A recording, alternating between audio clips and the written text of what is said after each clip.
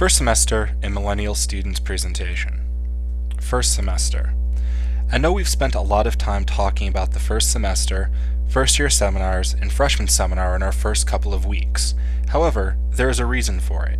Think back to last week's presentation and to the journal you submitted. According to research, in the first year and first semester, students report that they spend a lot of time trying to adjust to their college campus, coping with different reactions to being in college such as stress, confusion, and even a little loneliness, especially as they attempt to balance what for some is a new level of responsibility for themselves. To assist you in adjusting to SUNY Adirondack and to assist you in navigating different interpersonal and social situations that could arise, I wanted to take a week early in the semester and introduce you to the concept of generational differences, which has received a lot of attention in recent years. As you listen or read through this presentation, I want you to think of areas where this information may come in handy.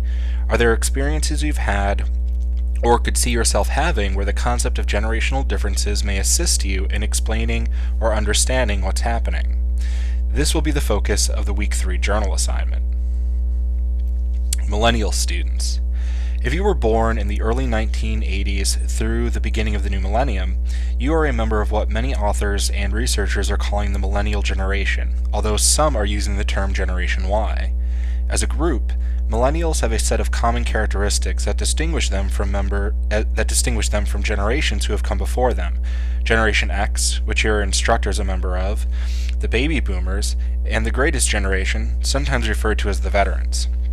These characteristics have been represented at conferences, discussed in academic journals, and have been reported within the popular mass media. Here's a sample of what researchers are reporting about your generation. That you are special. Everybody gets a trophy. There are no winners or losers. That you have had a sheltered life. Everything has been child-proofed for your protection. There were no clear plastic backpacks in the halls of my high school. That you have led a very structured life. You've done everything and it's all been prearranged for you. School, sports, part-time jobs, dance lessons, art classes, music, playdates, the list could go on. That you are confident. You've been raised to believe that it's okay to be yourself. You have high self-esteem and are generally optimistic about your future.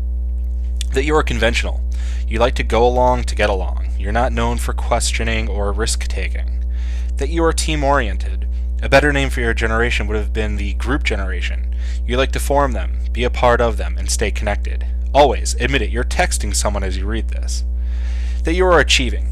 You expect that you will do more than past generations. That you feel pressured. You've also been referred to as the next great generation. You'll step up and follow through where Generation X slacked off and chose not to do.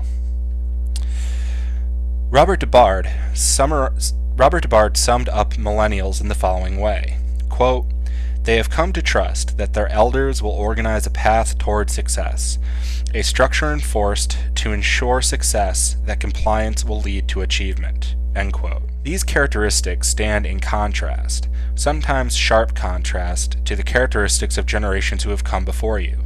For example, when it comes to trust or level of trust in authority, the boomers are said to be self-confident and did not need an authority figure. Generation Xers are said to have a low level of trust towards authority, and millennials are said to have a high level of trust in authority. To assist you in learning more about generational differences, I have included 2 links in the Week 3 folder. One link is to the article Millennials Coming to College, and another to the article Mixing and Managing 4 Generations of Employees. The first link is through Montana State University, and the second link is through Farley Dickinson University, a private university in New Jersey. Now, I'm not expecting you to become experts on the content of these articles. In fact, I'm not expecting you to read them in their entirety. In the first article, Millennials Coming to College, look at Table 3.1 on page 8 of the article. This table provides you with further examples of generational differences between boomers, Xers, and millennials in 12 different categories, from having children to political affiliations. The second article, Mixing and Managing 4 Generations of Employees, contains several tables comparing the generations on different topics, including core values and workplace characteristics. The information in these tables will assist you in developing your discussion posts and your journal submission. Based on the information provided in the presentation, you will participate in the Week 3 discussion forum. In your original post, you will pick 2 points made about your generation from the presentation, one that you agree with and one that you disagree with.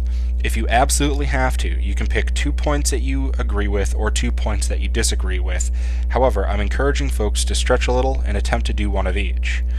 After you have decided on your 2 points, you will tell the class why you have chosen them and then either defend the points or refute the points based on your experience.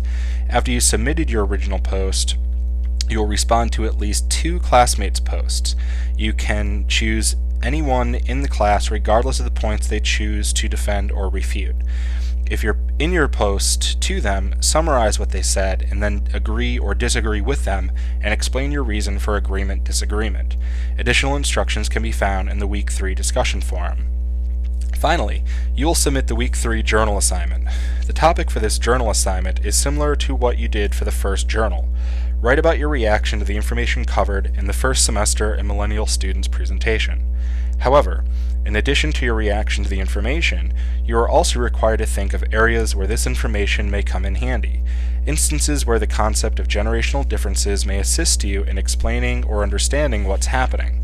Additionally, I want you to write a paragraph about your reaction to DeBard's quote, which can be found in the vodcast presentation or as text in Angel or within the downloadable PDF. Do you agree with it? Disagree? Does it sound right, wrong, harsh, or what you expect? Include this paragraph at the end of your journal. It only has to be a page long, and I recommend typing this using a word processor and then do a copy-paste into the message box. Refer to the SLN orientation for additional information about how to copy and paste from Word into Angel. Additional instructions can be found within the Week 3 journal assignment. All assignments are due by midnight, Tuesday, September 28th, 2010. Contact information. If you have any questions, you can email me at martinj@sunyacc.edu. You can also post in the Raise Your Hand discussion forum. This forum is located in Angel, and I encourage students to use this and to interact with one another. Get in the habit of checking this discussion each time you access the course in Angel. You may be able to answer your classmate's question or provide insights or suggestions. The following references were used in the development of this presentation. DeBard's article, Millennials Coming to College, in Comey's and DeBard's New Directions for Student Services, Serving the Millennial Generation.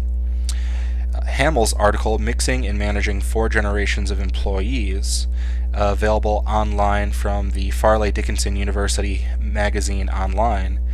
And Lowry's article, Student Affairs for a New Generation, in Comey's and DeBard's New Directions for Student Services, Serving the Millennial Generation.